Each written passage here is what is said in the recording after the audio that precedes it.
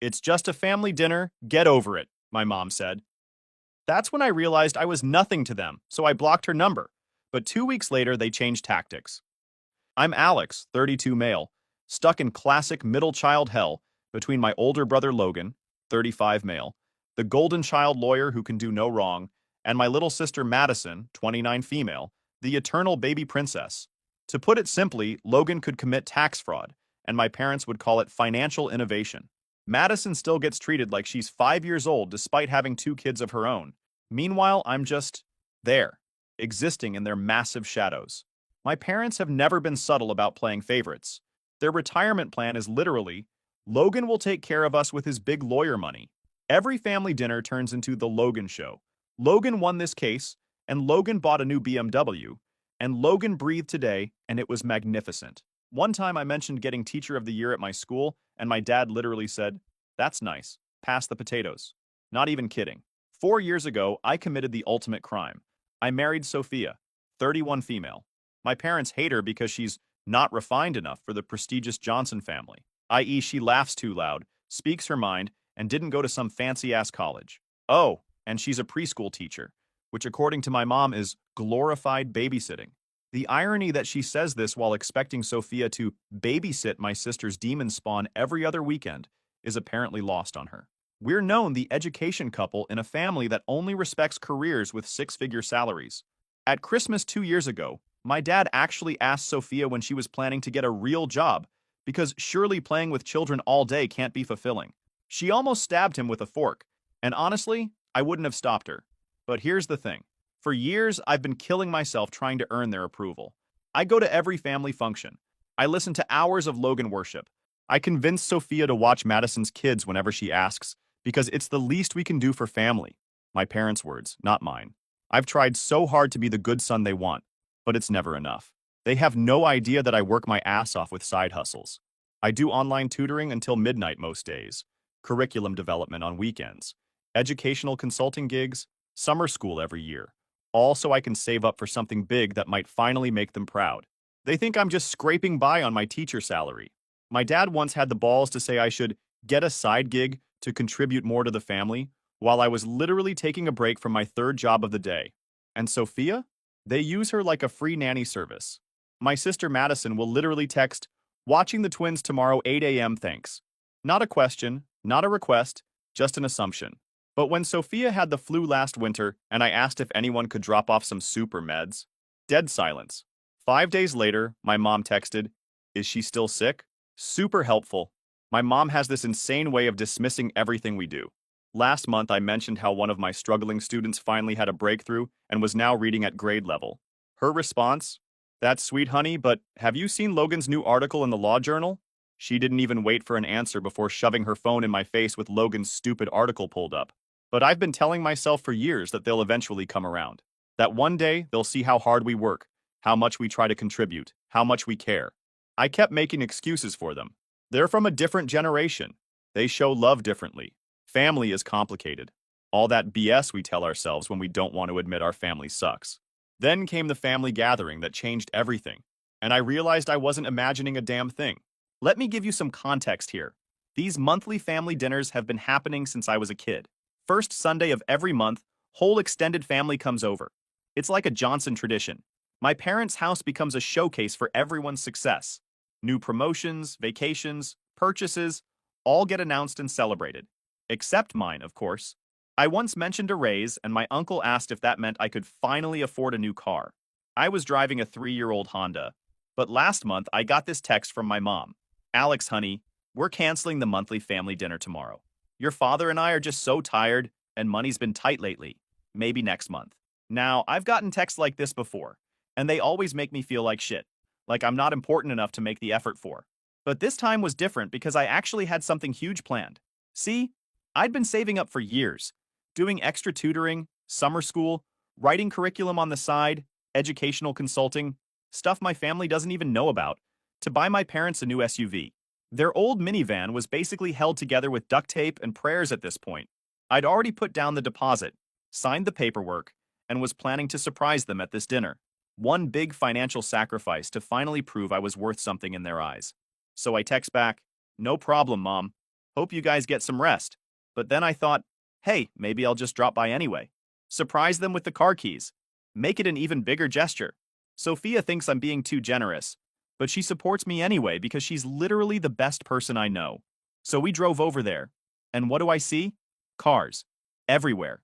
Logan's BMW, Madison's Mini Cooper, my uncle's Audi, my aunt's Lexus, my cousin's vehicles, the whole Johnson extended universe, basically. What the hell? Sophia says, gripping my arm. I park across the street and just sit there for a minute. Sophia's looking at me with those eyes that say she knows exactly what's happening but is waiting for me to catch up. Maybe it's something last minute, I suggest weakly. Alex, Sophia says in that tone that means to stop bullshitting yourself. I get out and walk to the house. Through the windows, I can see everyone. My parents, Logan, Madison, aunts, uncles, cousins, all gathered around this massive spread. They're laughing, passing dishes around, Logan standing to make some toast. It's the regular monthly dinner they claim to cancel. I ring the doorbell. Mom opens it and her face does this thing where she's trying to look happy to see me, but is actually super annoyed. Alex, what are you doing here? She's blocking the doorway like she's a bouncer at a club I'm not cool enough to get into. Got your text about canceling dinner, I say, feeling something hard forming in my chest. Looks like you guys figured it out anyway. She doesn't even try to hide her irritation. Well, yes, but this is different. This is for people who actually contribute to the family. I blinked, stunned by her bluntness. What? Oh, don't act surprised, my mom says with an eye roll. Logan just made partner at his firm, and Madison's husband got that big promotion. Everyone here has something to celebrate and talk about. You would just sit in silence if we invited you. I mean, what have you done lately? Still just teaching? My jaw literally drops. Are you serious right now? She waves her hand dismissively. It's nothing personal, Alex. We just wanted a night to celebrate success. It would have been uncomfortable for you. Behind her, Logan raises his glass with that smug little smirk. My dad doesn't even bother to get up. He just looks annoyed at the interruption. I can see my whole extended family. Aunts, uncles, cousins, everyone who's known me my whole life, all happily participating in a dinner I wasn't good enough to be invited to. We're having a celebration for successful people, my mother continues. Maybe when you get a real job or do something worth celebrating, you can join us. Sophia steps forward. How dare you? I put my arm out to stop her. It's not worth it, I say quietly. I felt a strange calm come over me. This is it. The confirmation of what I've always known but tried to deny. You know what's funny, Mom? I say with a small smirk. I was actually coming over to surprise you with a very nice gift. I've been saving for 3 years to buy it for you. It's sitting at the dealership right now, paid in full, but you differently don't deserve it. Her eyes widened in shock. What is it? Alex, wait. Goodbye, Mom. Enjoy your celebration. I turned and walked away with Sophia, as my mother called after me. I don't look back, even as I hear her calling my name. The door closes with a final sounding click. Did that just happen? Sophia whispers. Yeah, I say, feeling weirdly calm. But you know what? It's the last time it's ever going to happen. We get back in the car, and I'm just sitting there, hands gripping the steering wheel so tight, my knuckles are white. Sophia's crying next to me, not because she's sad, but because she's so mad. That's my wife. She doesn't cry when she's hurt. She cries when she's pissed. I'm so sorry, I say. Don't you dare apologize for them, she snaps. They're horrible people. At least now we can use that SUV money for something better, I say, trying to find a silver lining. Sophia shakes her head. I still can't believe you told them about the car like that. The look on your mom's face, though, she actually lets out a small laugh through her tears. I know you thought buying them a car was too much, I sigh. You were right all along.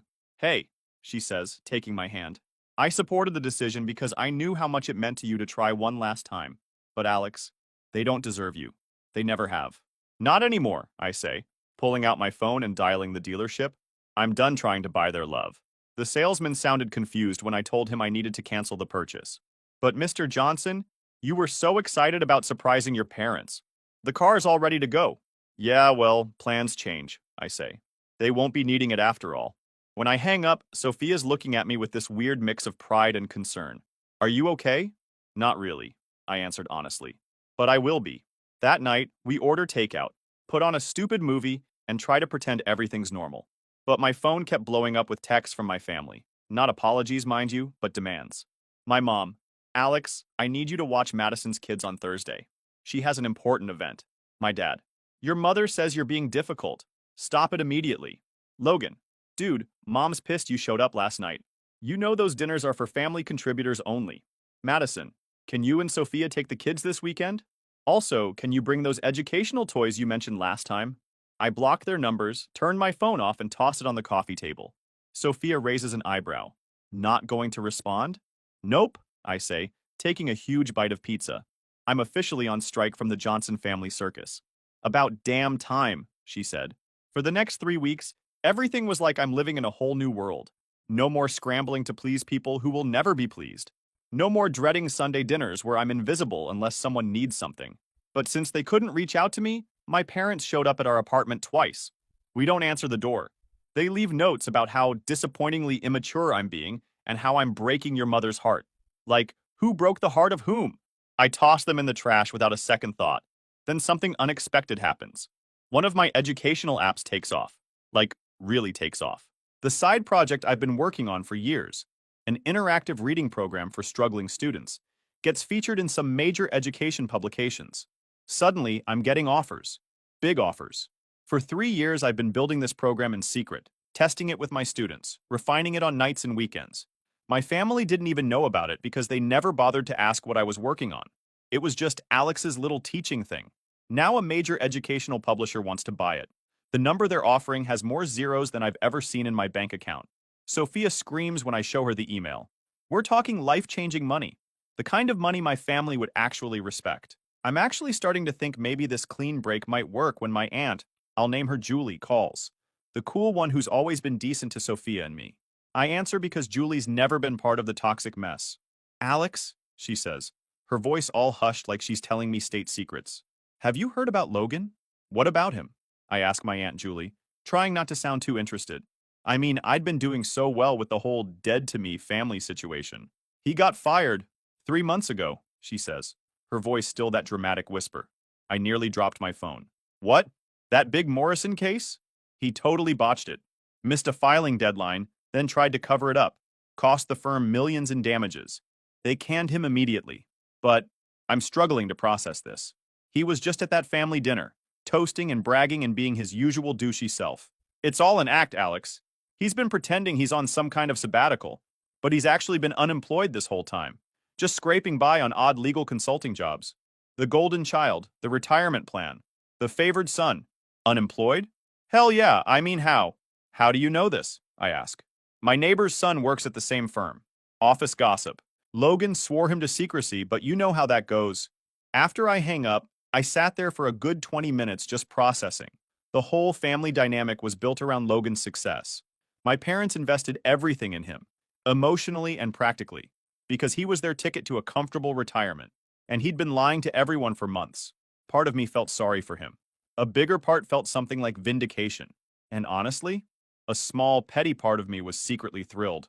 I mean, after years of being compared to Logan the amazing lawyer, finding out he's actually Logan the unemployed fraud felt satisfying. Then my phone rings again. It's Logan himself. Speak of the devil. Hey, he says, sounding nothing like the smug asshole from the family dinner. Can we meet for coffee or something? Why? I ask, not even trying to sound friendly. A long pause. I need to talk to someone who isn't mom or dad. We met at this neutral coffee shop halfway between our places. Logan looks like shit. Unshaven, wearing a hoodie instead of his usual designer clothes. If I didn't know better, I'd think he was cosplaying as a regular person. So, I say after we get our drinks, sabbatical going well? He looks up sharply. Who told you? Does it matter? It's true, isn't it? He deflates, stirring his coffee obsessively. I fucked up, Alex. Really fucked up. That Morrison case. I missed a filing deadline, then tried to cover it up. They found out, and our parents think you're still the golden boy lawyer? I couldn't tell them, he almost shouts, then lowers his voice. You know how they are. Their whole world revolves around my success. Their retirement plans, their status with their friends. Must be tough being the favorite, I say, not even trying to hide the bitterness. He actually laughs. You think being the favorite is easy? The pressure? The expectations?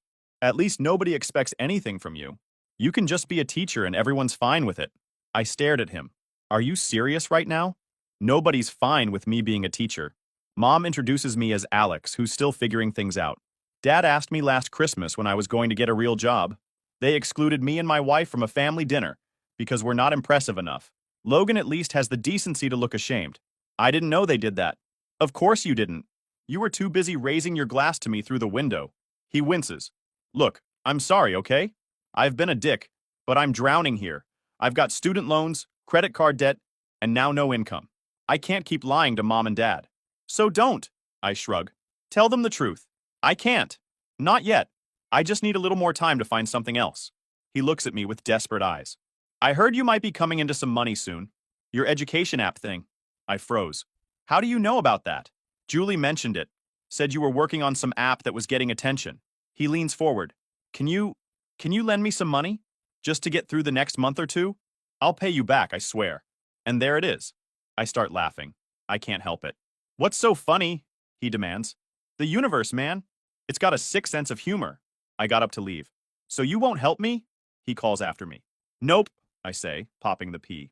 I spent years trying to get a scrap of approval from this family, forcing my wife to babysit Madison's kids, working 3 jobs to buy mom and dad an effing car. And the one time I needed to be treated like an actual member of this family, you all slammed the door in my face. So no, I won't be helping. Walking out of that coffee shop, I feel like I'm in some alternate universe.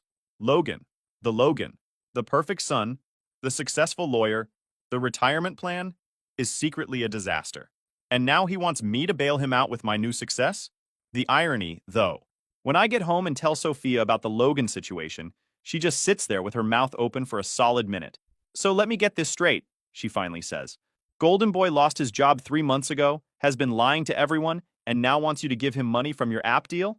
Yep. And you said, I told him to get bent. Well, not in those exact words, but the message was clear. She throws her arms around me. I'm so proud of you. The old Alex would have emptied our savings account to help him. She's right. The old Alex would have bent over backwards to rescue Logan, to earn his parents' approval, to be the good son, even when they treated him like crap. But that Alex is gone. Now I'm just waiting for the other shoe to drop. Because if there's one thing I know about my family, it's that they don't take rejection well. 2 days after the coffee with Logan, I get a text from a number I don't recognize. This is your father. Call me immediately. Family emergency. Nice try, but I'm not falling for that. I block the number and go back to grading papers. The next day, another unknown number. Your mother is in the hospital. Call home. I block that one too. Then on Saturday morning at frickin' 6 a.m., my doorbell starts ringing like someone's being murdered. I drag myself out of bed and peer through the peephole. It was my mom, looking absolutely furious. I know you're in there, Alex. Open this door right now. I glance back at Sophia, who's sitting up in bed looking concerned. Should I? I whisper. She shrugs. It's your call. But remember what happened last time you gave them an inch? She's right. I go back to the door. Mom, it's 6 in the morning. Go home. Not until you talk to me face to face like an adult instead of hiding behind blocked phone numbers. I took a deep breath and opened the door, but I didn't invite her in. What do you want? She looks shocked that I actually opened up. Then she quickly rearranges her face into what I call her concerned parent expression, the one she uses when other people are watching. Alex, what is going on with you? First you throw a tantrum about a simple family dinner, telling me you brought a gift for us but didn't give it. Then you cut us off completely? We raised you better than this. Did you? Because from where I'm standing, you raised me to be a doormat. To give and never expect anything in return. To accept being treated like I'm less than Logan or Madison? That is not true, she huffs. We've always treated all our children equally. I actually laugh out loud at this. Mom, you literally told me to my face that I wasn't invited to that dinner because I don't contribute to the family. You slammed the door in my face. She waves her hand dismissively. You're exaggerating. I was just stressed that night. And besides, you do contribute less than Logan and Madison. What about all those times I made Sophia babysit Madison's kids? What about all the family events I attended just to be ignored? What about the SUV I was going to buy you? She pauses. What SUV? The brand new SUV I was going to surprise you with that night. The one I saved for 3 years to buy. The one sitting at the dealership right now. Her face changes, calculation replacing anger. You were going to buy us a car? Yes, but now it doesn't matter because I canceled it. She looks stunned. But how could you afford that? You're a teacher. I've been working side jobs for years, Mom. I developed an educational app that just got picked up by a major publisher. I'm about to get a 6-figure check, but you'll never see a penny of it. Her eyes widen. 6 figures? For an app? Alex, sweetie. I think there's been a terrible misunderstanding. Why don't you come over for dinner tonight and we can talk about this? Your father will be so proud of your app thing. No. But Alex, listen, she presses, her voice suddenly dripping with sweetness. You know your father and I have been struggling ever since Logan. Well, since things haven't been the same. We've had to take out a second mortgage just to keep things afloat. And with you doing so well now, surely you can pitch in. It's only fair, isn't it? We're family. I stare at her, the desperation in her eyes making everything crystal clear. This isn't about family. This is about money, about using me to bail them out of their mess. So, let me get this straight, I say slowly. You spent years making me feel like I was worth nothing. Threw me out of your life the second I wasn't convenient for you? And now that Logan can't support you, you want me to step up? Her eyes narrow. Don't be so dramatic. You're the one making this difficult. Families help each other. We've been more than patient with you, but it's time you contribute. I shake my head. Everything I've contributed was never enough, and it never will be. I'm done. I shut the door in her face, feeling lighter than I ever have before. Through the peephole, I watch her stand there for a moment, mouth open in shock. Then she turns and storms off. Well, Sophia says from behind me. That was something. Yeah, I sigh. But I feel that the real storm is just beginning. And boy, was I right about that. It starts with the extended family. My Aunt Martha leaves these tearful voicemails about how my parents might lose their house because of my selfishness. My Uncle Steve, who I've seen maybe 3 times in the last decade, suddenly texts daily about family loyalty. Even my 80-year-old grandmother gets dragged into this mess, calling to tell me she's disappointed in the man I've become. I block them all, one by one. It's like playing the world's most depressing game of whack-a-mole. But the flying monkeys weren't done.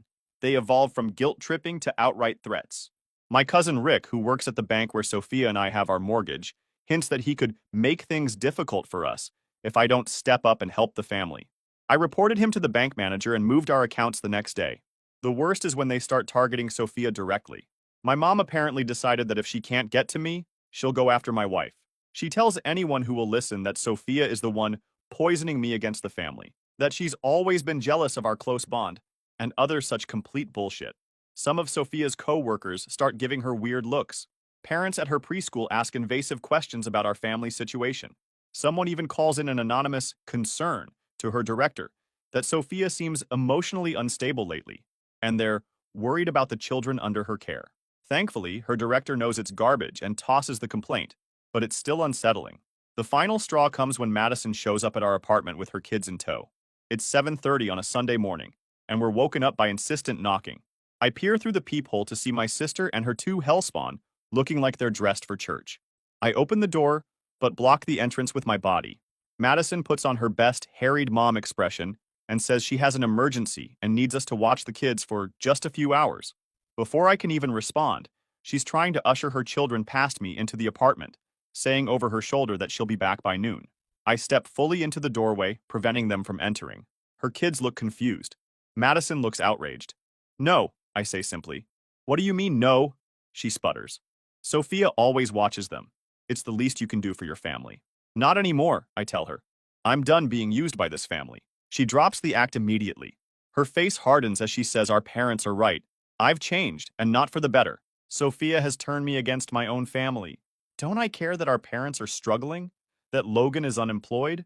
That her husband is working overtime to try to help them, since I won't? Mom told me about your app, she says, her voice dripping with entitlement. You're making all this money now, and you won't even help your own family? That's disgusting, Alex. I almost laughed. So that's what this is. Not an actual childcare emergency, but another attempt to get my newly discovered money. Using her kids as props in this manipulation is a new low, even for Madison. I tell her I'm sorry her children have to witness this, but she needs to leave. Now, she refuses to budge, raising her voice and saying she's not going anywhere until I face my responsibilities. Her kids start getting upset, the younger one crying because mommy is yelling. Sophia appears behind me, still in her pajamas. She takes one look at the situation and pulls out her phone. You have 30 seconds to leave or I'm calling the police and reporting you for harassment, she says, her finger hovering over the dial button. I'm sure that'll look great at your country club. Madison sputters, calls us both horrible names I won't repeat here, but finally grabs her kid's hands and storms off. The younger one is full-on sobbing now, and I feel terrible for them. They didn't ask to be born into this mess of a family, or to be used as manipulation tools by their mother. After they left, Sophia and I sat on the couch in stunned silence for a while.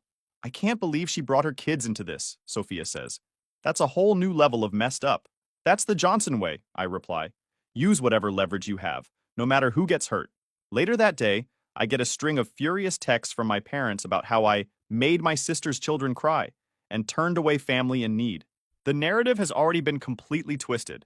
In their version, Madison had a genuine emergency, and I cruelly turned her away because I'm selfish and vindictive. It's at this point that I realize there's no winning with these people. No matter what I do or don't do, they'll find a way to make me the villain in their story. The only way to stop the game is to refuse to play. So that's what I did. I block every new number that pops up. I set all my social media to private. I warn my school's front office not to put through calls from anyone in my family. I start recording all interactions in case I need evidence later. For the first time in my life, I put up real boundaries with my family. Not the flimsy kind that they've always trampled over, but solid, consequences-backed boundaries that I'm prepared to enforce no matter what. And it worked. Gradually, the flying monkeys retreat. The calls and texts slow down. The ambushes stop. Either they've given up or they've moved on to more promising targets. 2 months after everything, I ran into my Uncle Steve at the hardware store. I brace myself for another lecture, but he just looks tired. He told me that Logan is still in Chicago, working some entry-level paralegal job and living in a studio apartment. My parents have had to take out a second mortgage on their house to cover the debts Logan left behind. Madison and her husband had to pull their kids out of private school. He's not saying this to make me feel guilty. I can tell from his tone he's just stating facts. Then he says something that actually surprises me. Maybe they're finally learning they can't always count on being bailed out. I nod, not sure what to say. He wishes me well and walks away. That night, I tell Sophia about the encounter. Do you think they're really struggling? She asks. Probably, I say, but not in the catastrophic way they made it sound. They're just having to live within their means for the first time. And how do you feel about that? She asks, using her preschool teacher voice that always makes me smile. I think about it for a minute. Honestly, I hope it teaches them something. About consequences. About not taking people for granted. About what really matters. Sophia nods. And what about you? What matters to you now? I look at her, my amazing wife who stood by me through all this insanity, and I realize how lucky I am. How much I've gained by letting go of people who never valued me. This, I say simply. Us. Building a life that's ours, not theirs. She smiles and squeezes my hand. Sounds pretty good to me. Everything after that started to settle down, and I got used to not carrying my family issues around. 2 months after cutting off my family, my phone rings with an unknown Chicago number. It's Logan. He's not calling to guilt trip me. He's not asking for money. He sounds different, humbled. He tells me he's been in therapy, that losing everything was actually the wake-up call he needed, that he's been doing a lot of thinking about our family, about how our parents pitted us against each other, about how he benefited from it while I suffered. I'm sorry, he says, for everything. You didn't deserve any of it. I waited for the other shoe to drop, the subtle dig, the request for help, the hidden manipulation. But it didn't come.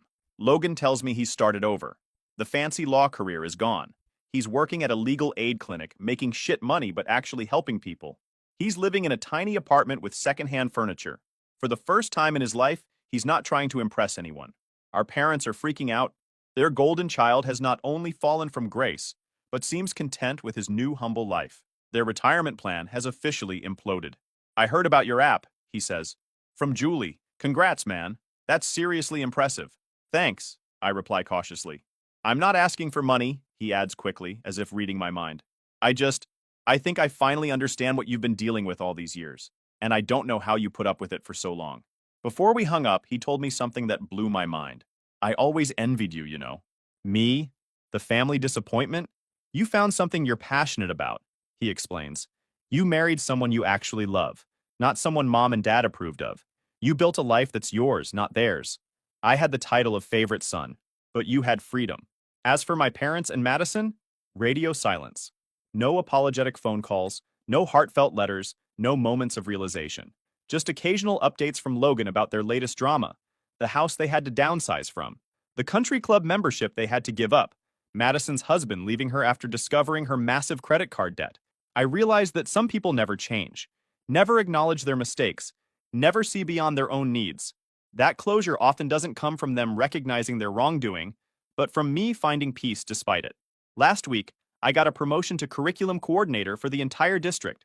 5 years ago, I would have immediately called my parents, hoping for approval I'd never get. Instead, I celebrated with Sophia, with friends who actually value me. Logan sent a congratulatory text. My parents never even heard about it, and I'm fine with that. Better than fine. I'm thriving. The Johnson family monthly dinner still happens, I hear. They've moved on to glorifying some cousin who started a tech company. But now, when I drive by my parents' house on that first Sunday of the month and see all those cars parked outside, I don't feel that ache of exclusion anymore. I just feel free. And oh, that SUV. I was going to buy them? I used that money to start a college fund for kids from low-income families instead. Every year, the Johnson First Generation Scholarship helps a student become the first in their family to go to college. It's the best revenge I could have imagined, taking the money I once would have wasted trying to buy my family's love and using it to make a real difference instead. Turns out the greatest revenge against people who think you're nothing isn't proving them wrong. It's not needing to prove anything to them at all. TLDR. My toxic family excluded me and my wife from a gathering. I discovered they only valued money and status. I cut them off. And when they came crawling back for money after golden child brother lost his job, I refused. Now I'm happier than ever. And even my brother finally sees our parents for who they really are.